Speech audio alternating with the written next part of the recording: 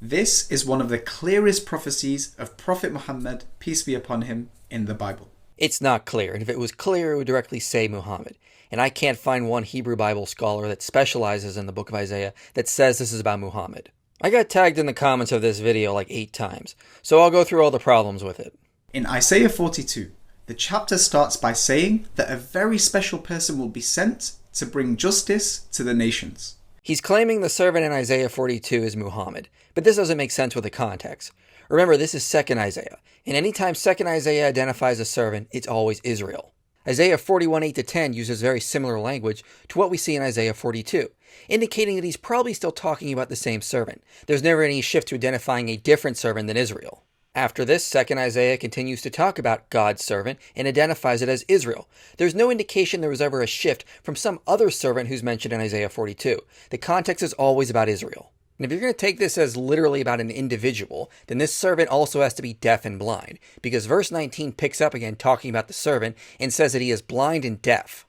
And once again, there's no indication 2nd Isaiah is talking about a different servant from who he's already been talking about. These verses clearly give us a location where this person will be sent, and that is A, the settlements where Kedar lives, and B, in a place called Selah. The chapter nowhere says the servant is going to be sent to Kedar or Selah. In the middle of this, he changes from talking about a servant to singing a new song for Yahweh. He calls on the people of the coastlands, which was to the west of Israel, to rejoice.